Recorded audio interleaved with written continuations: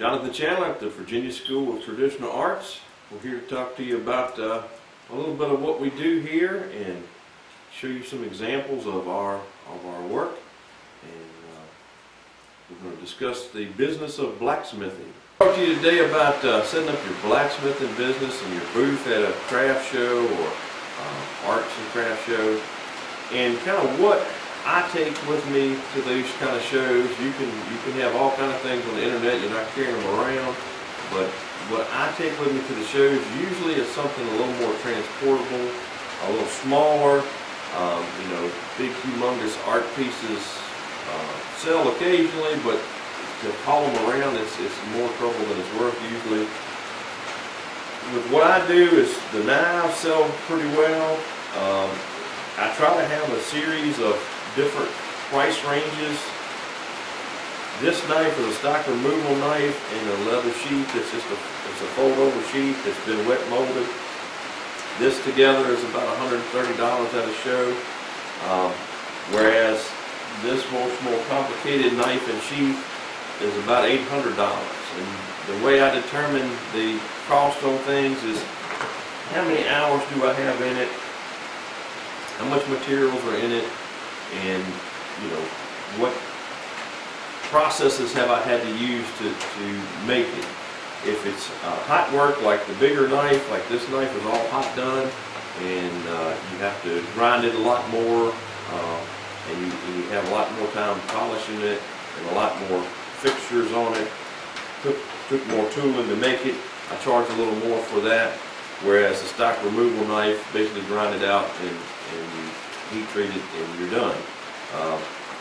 The leather sheaths are more time consuming than some of the knives. This knife is a 2.5 hour item versus this sheath is that much or more, just in that, making that sheath. Some of the sheaths can be much more ornate, have lots of decorations, so I have take some that's like that so I can show what I can do. Some of the knives are more decorative, like the one here that looks like an alligator, and this one here has its own stand. I try to have some items that everybody can afford. These little bottle openers are a $10 item. You can make these. I can make these pretty quickly. I kind of get hung on some of these things if I want it to look just so, and I can spend an hour on this if I choose to. I try to set these up in batches, so I go ahead and do them, and so that I don't have so much time in them. But like I say, $10 items. Some of the hooks. When I start making hooks, I'll set up all my equipment, all my jigs and things, and I'll just get the forge right, and we'll just make hooks for half a day, and punch out 30, 40 hooks of different styles. This one's a drive hook, but you can make any kind of hooks. Some of the art pieces are going to require more time.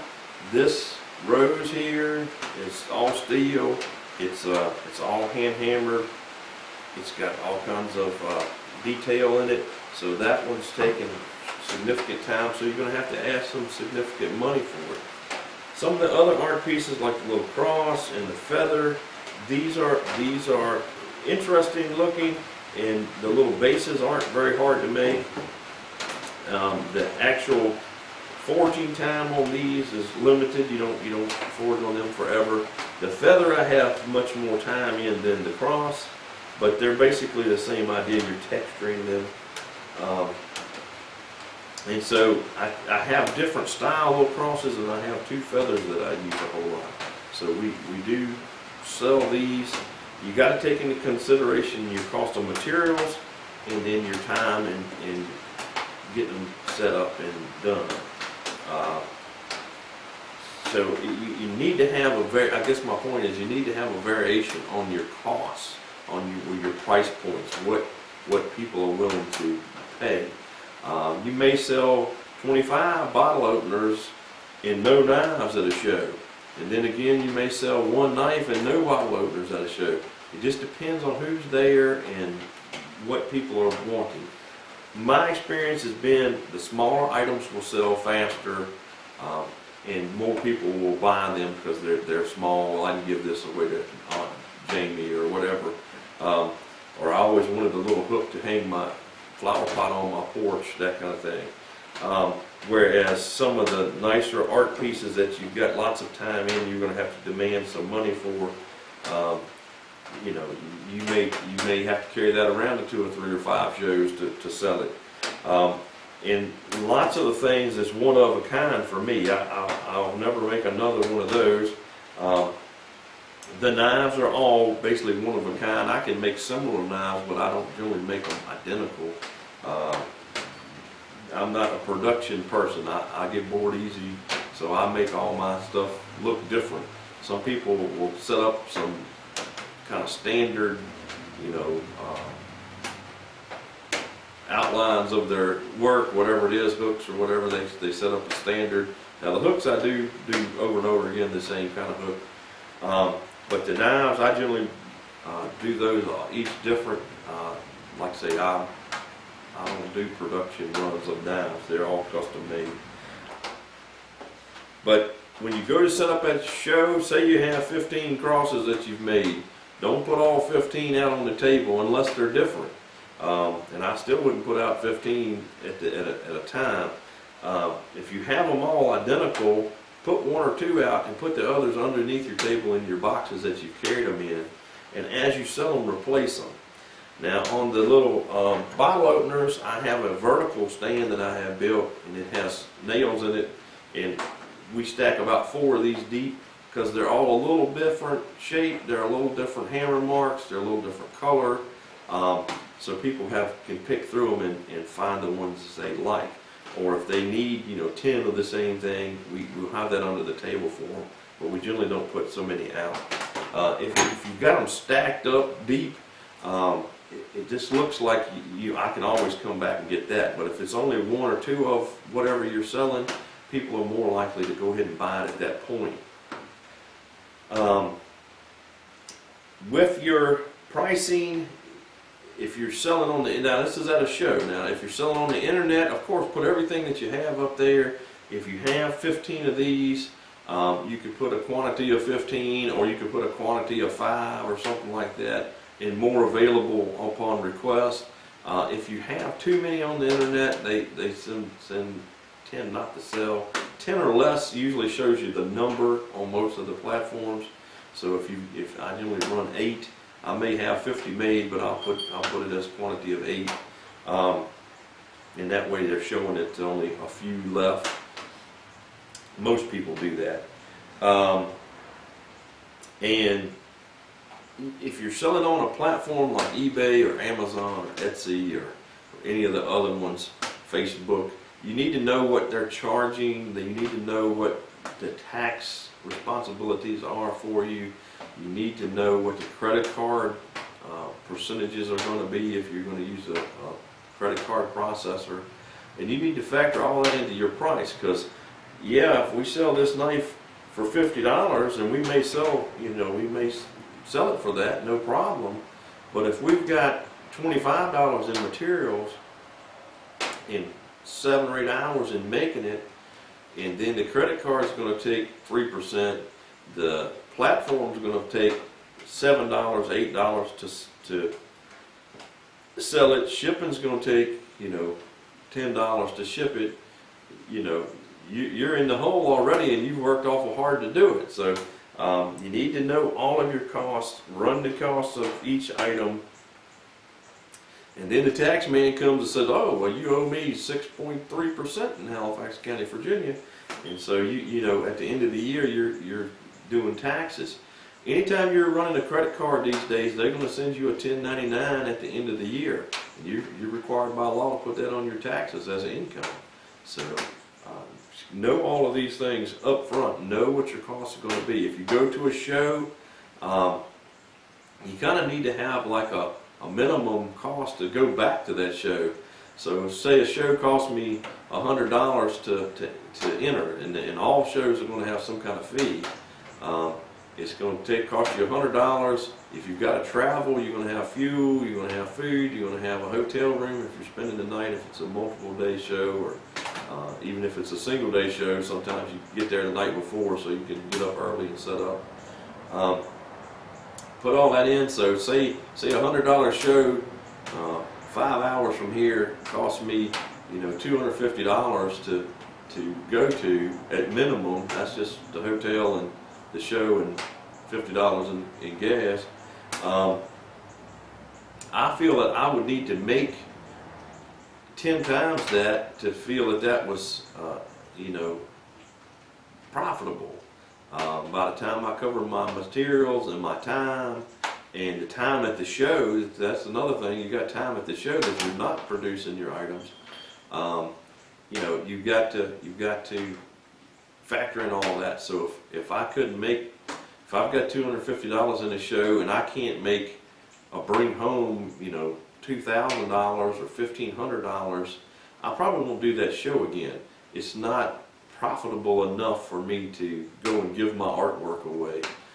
Depends on what you're selling and what kind of show it is. If you're selling at a art gallery and you just have your paintings hanging in there, you drop them off and they stay there a month or what have you, maybe can do different than that. But if I'm going and having to sit and sell my own items, I want to make more money because it's my time.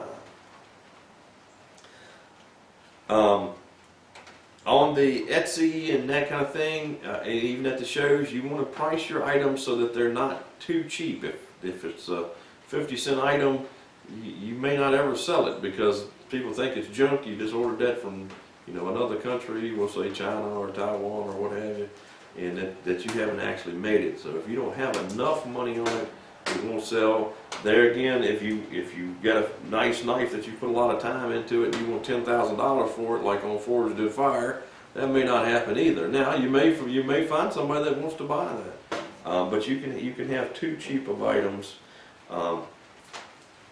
and so you got to kind of find that balance of what's enough to make it profitable and make it worth my time to go to a show, and what is too much that people won't buy it. And then you can change your prices as the shows where you're at in the countryside too.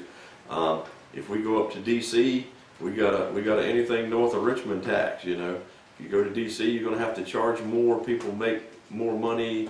The Golden Crescent here in our state goes from Norfolk, Virginia Beach around to Richmond and up to DC. If you're in that area, people have more money. They expect to pay.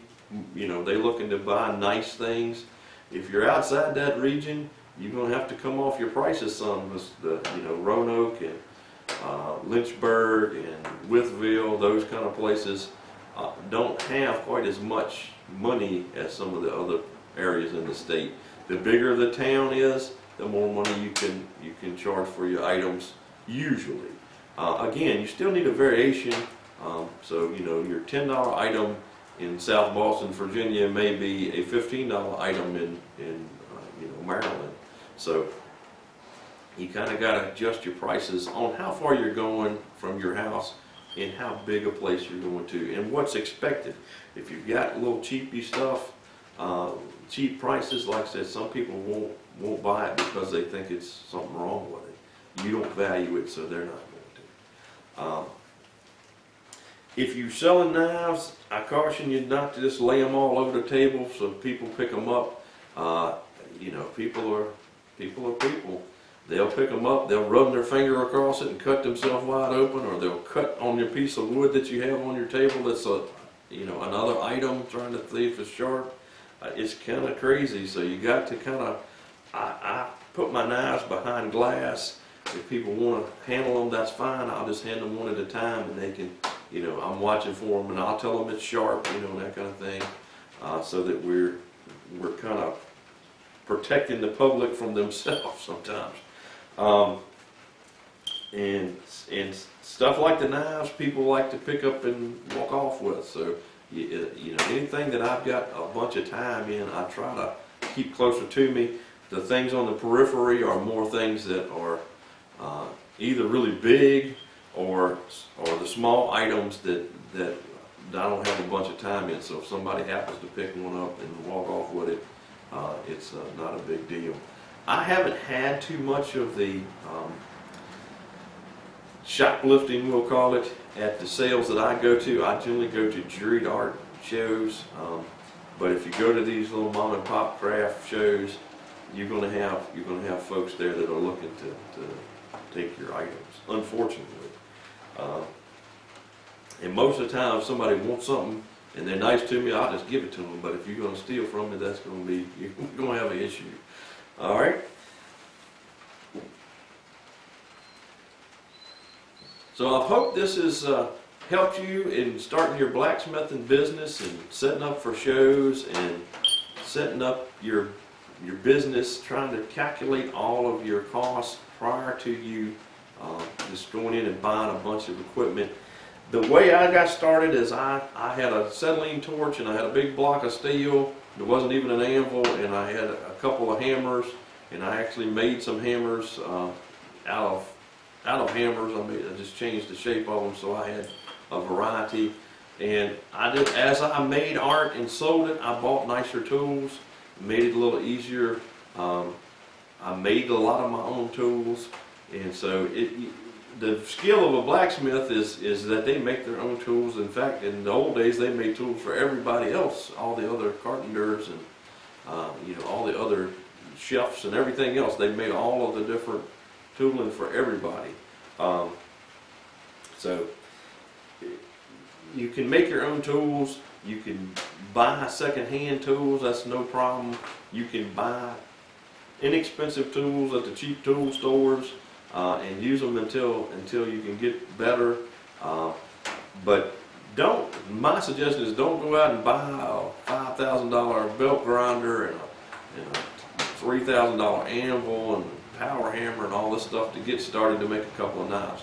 Make a few knives, sell them, see how they sell, see if you've got interest in your area for that, people interested in you doing that. You've got to be your own salesman when you're at these shows and that kind of thing. Even on the internet, you've got to be your own salesman.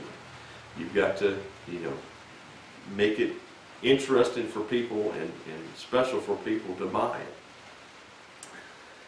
So if you've liked this and got some value out of this, I would like you to press that like button, subscribe, leave comments. If you got questions, feel free to contact us. You can see some of our items on Etsy and on Amazon. The knife kits are on Amazon under Fox Print, flint and steel knife kits, and Fox Ridge flint and steel knife kits, and leather sheath kits. All of that's on Amazon. So have a nice day. Hope this has helped. Here's a little bit of a close-up of some of the pieces.